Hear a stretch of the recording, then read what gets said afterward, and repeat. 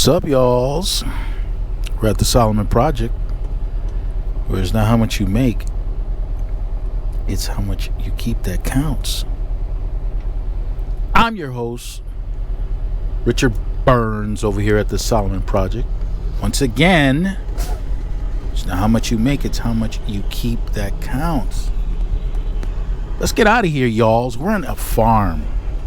If you're a trucker, this is important to know. If you're going to a farm and the state that you're picking up at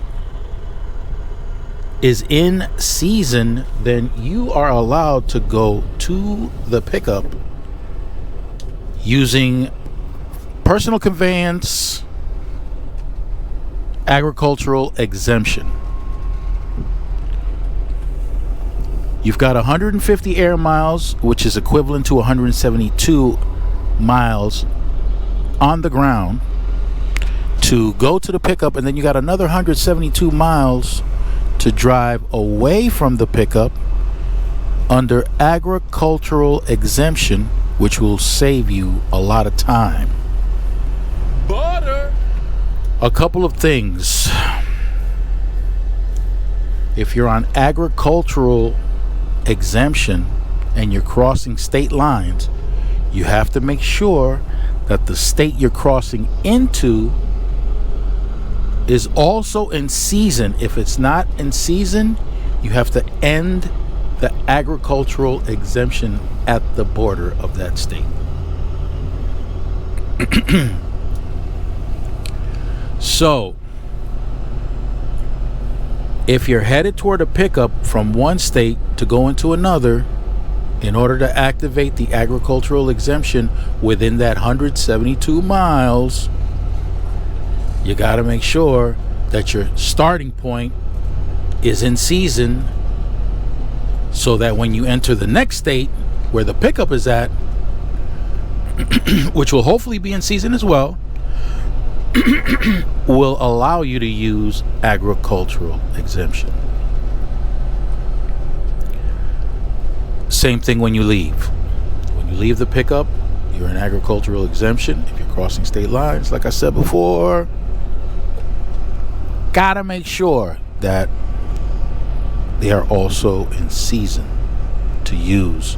Otherwise, you gotta end the exemption right at the border. Isn't that fun? Isn't that fascinating? Yeah, that's fascinating. Now, another thing to keep in mind, it's not about how many hours it takes you to do those 344 miles, which is the total. It ain't about time. It could take you a year to do those 344 miles. That's not an issue. So time is not an issue. What is an issue? Just because you're in agricultural exemption and you're driving under agricultural exemption, what you're not exempt of is driving while fatigued. You will get punished if you get caught driving fatigued, whether you're on the exemption or not. Because 344 miles, that's a good 6 hours. That's a good 7 hours of driving. Approximately 7 hours. So let's say your dispatcher calls you, we got this load, head on down to this farm, pick up this cabbage.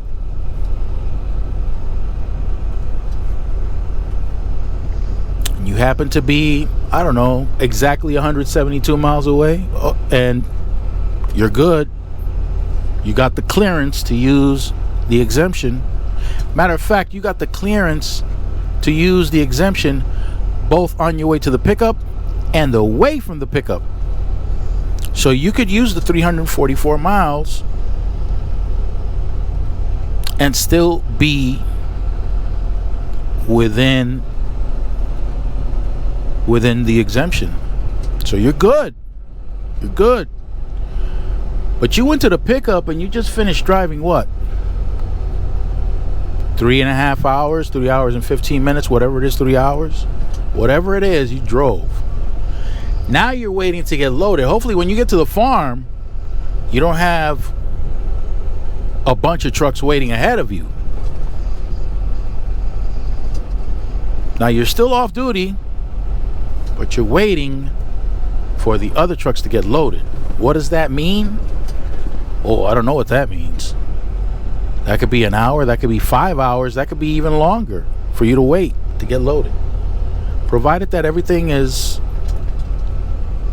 operating correctly at the farm, whatever transportation they're using, whatever means of loading and unloading, and you're good to go. But you've been waiting. Maybe you waited 2 hours to be assigned a door. Once you get to the door, maybe it's another hour for you to get loaded. So basically, you already been on the clock for about 6 or 7 hours. Now, I'm referring to the clock because you also got to take into consideration that your body is awake. You did your pre-trip. Your pre-trip was maybe 20, 35 minutes, whatever the case was. You did your pre-trip. So after everything is all said and done and you're loaded, you've been up, I don't know, 7 or 8 hours. If you include the scenario I just mentioned where you have to wait for a door. Agricultural exemption, you don't have to go on duty now. You can save up your time. That's allowed. Time to leave. You're loaded. They gave you your seal, they gave you your paperwork, you signed off. You're on your way out. You got another 172 miles that you could drive, which is probably about another 3 hours or so that you could drive. Remember, you've been up all those hours now. Let's say you hit the 300th mile, you have another 44 miles that you can use as agricultural exemption. Okay.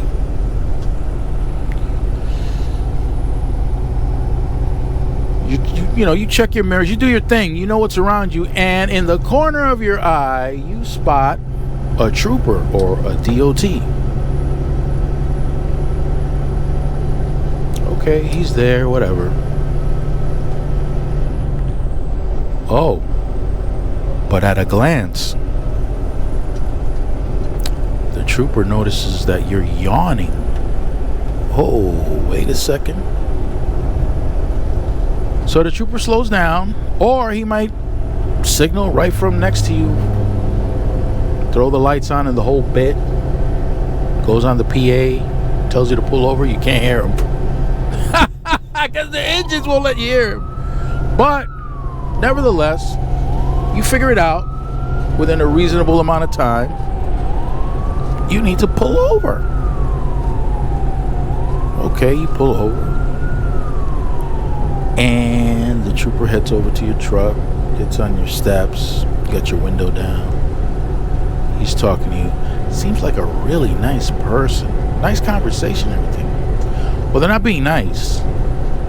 They're conducting a conversation to see how you react. They want to see your facial expressions. They want to see your eyes.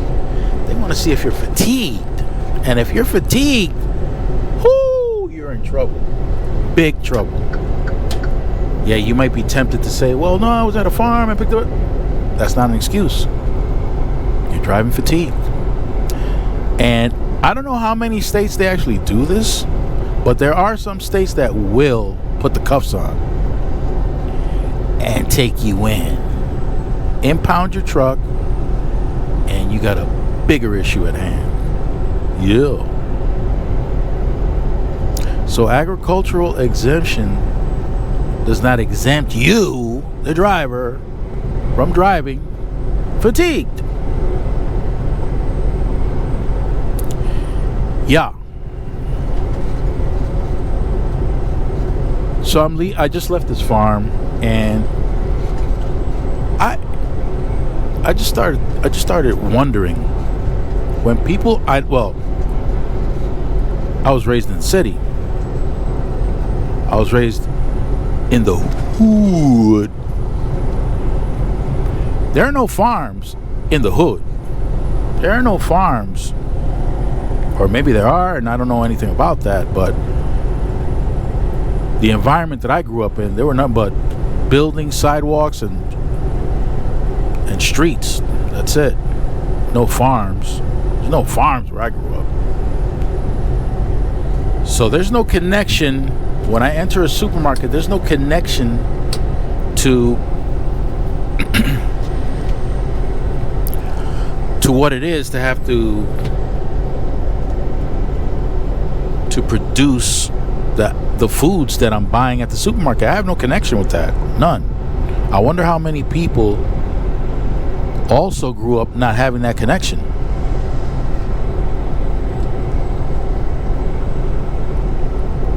Farm work, for those who actually work on farms, farm work is hard work. Hard work.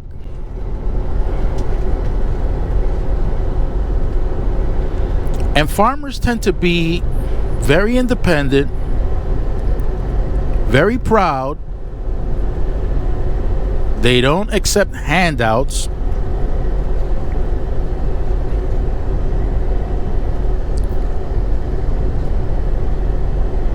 And that way of being is represented along with their politics.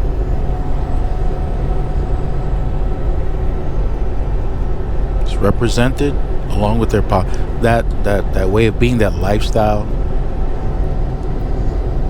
They tend to be conservative, and they like to vote conservative. That's their thing. Even though I'm sure many have heard about the disastrous situations that some of them are in for two reasons. One is immigration, and another one is trade wars. If you're one of those farmers that grow soy or have livestock such as pigs, you may not be having a good time, because the biggest buyer of pork products, and soybeans is China. And if you've been following the news, you know that China's not very happy with this administration right now, because this administration added another 10% on top of the already existing tariff that has been placed on the Chinese, or the Chinese government. Now here's the thing. Tariffs can work when they're used properly, but in this particular case, can't really say that. Tariffs are good when you can pinpoint a specific product or a specific commodity, but to apply it across the board, yeah, that's going to create problems. That's going to create problems. Now these farms, they have equipment that's incredibly expensive.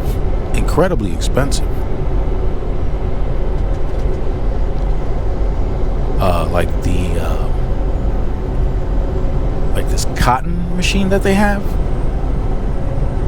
it could run you anywhere between $800,000 and $1 million. Now, I've seen some farms with these irrigation systems, with these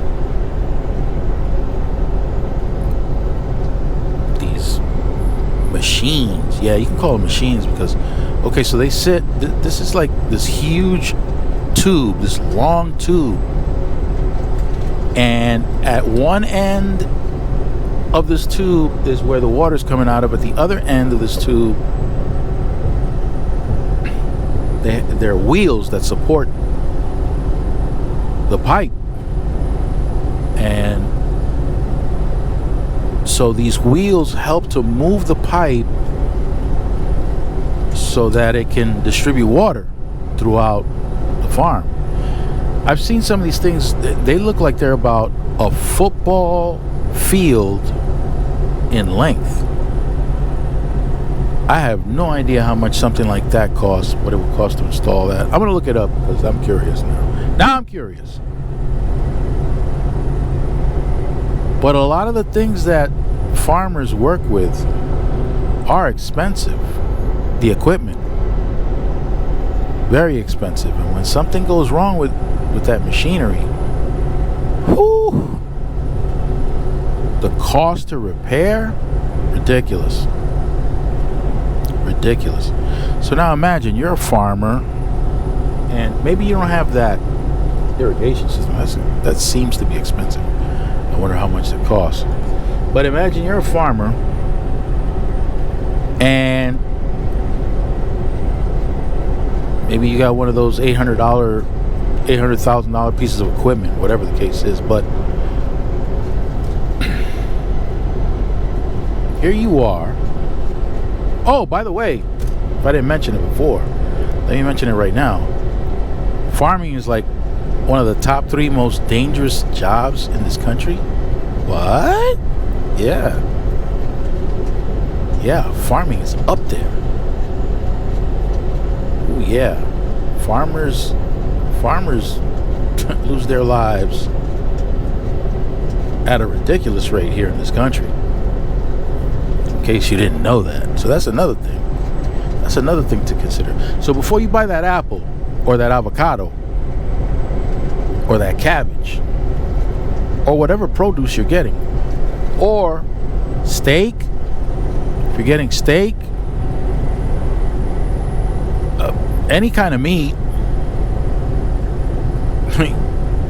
consider the fact that it's being raised or is being produced in a very dangerous environment.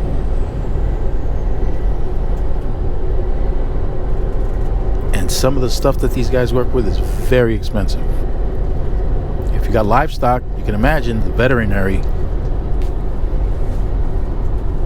So when you're at the supermarket, if you're from the hood, or if you're from an environment that there are no farms and you can't relate to that, think about it. Think about what it took to get that steak for you to buy, or that pork loin, or even those eggs. Think about it. That orange that you're about to eat. All that stuff. Everything a person has to go through to make sure that you get that. Now, with the tariffs and countries like China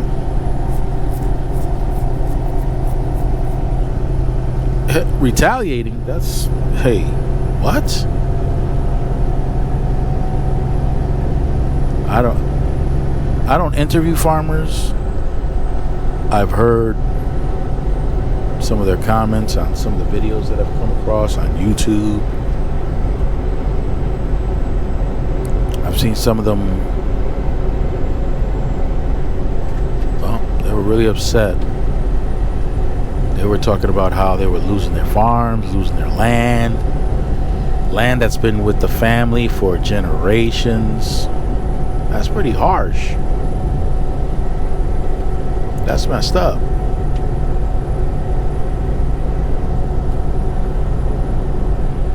Now, there's a big shakeup going on. Big shakeup. Is it all bad? Not for some people, it ain't. It's not all bad for some people. For some people, this is going to present an opportunity for them to establish a certain business or even become wealthy. Or become wealthier. In most cases, they're becoming wealthier. They're already wealthy. So this isn't bad for everyone.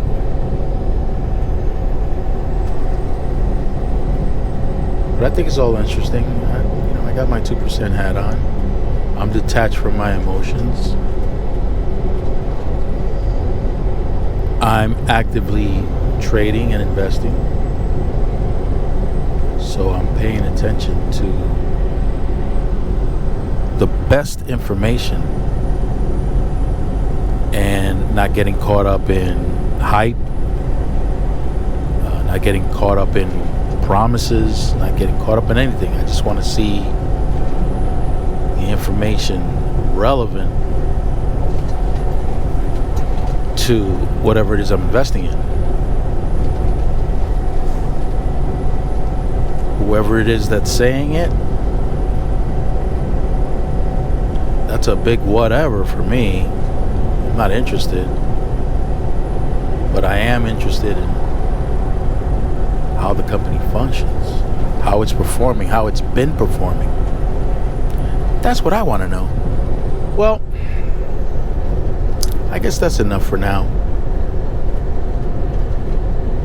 I would like you all to stay fresh and keep it profitable. And I'll catch you in the next video. What do you think about that? Stay fresh! Arabam Dacia, seviyorum çift kalem aça. Göremedi kimseden fayda. İşler